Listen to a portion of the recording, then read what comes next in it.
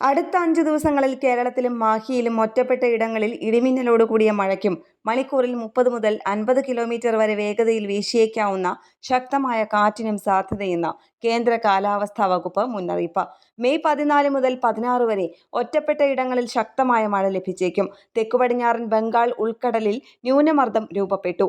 അടുത്ത 48 മണിക്കൂറിനുള്ളിൽ ന്യൂനമർദ്ദം കൂടുതൽ ശക്തിപ്പെടാൻ സാധ്യതയുണ്ട്.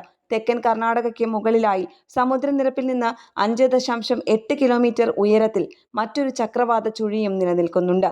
ഈ ആഴ്ച അവസാനത്തോടെ തെക്കൻ ബംഗാൾ ഉൾക്കടലിന്റെ ചില ഭാഗങ്ങൾ, ആൻഡമാൻ കടൽ, ആൻഡമാൻ നിക്കോബാർ ദ്വീപുകൾ എന്നിവിടങ്ങളിൽ തെക്കുപടിഞ്ഞാറൻ കാലവർഷം എത്താനും സാധ്യതയുണ്ടെന്ന് കാലാവസ്ഥാ വിഭാഗം മുന്നറിയിപ്പ് നൽകി. മെയ് 14 മുതൽ 16 വരെ വിവിധ ജില്ലകളിൽ യെല്ലോ അലർട്ട് പ്രഖ്യാപിച്ചു.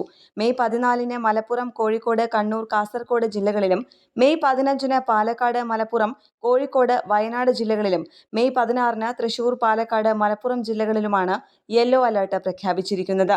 ഈ ആഴ്ച അവസാനത്തോടെ തെക്കൻ ബംഗാൾ ഉൾക്കടലിന്റെ ചില ഭാഗങ്ങൾ, ആൻഡമാൻ കടൽ, ആൻഡമാൻ നിക്കോബാർ ദ്വീപുകൾ എന്നിവിടങ്ങളിൽ തെക്കുപടിഞ്ഞാറൻ കാലവർഷം എത്താനുള്ള സാധ്യതയും കേന്ദ്ര കാലാവസ്ഥാ വകുപ്പ് അറിയിക്കുന്നു.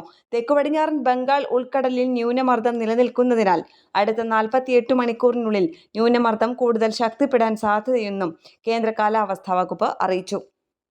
ന്യൂസ് ഡെസ്ക് കേരള പ്രണാമം.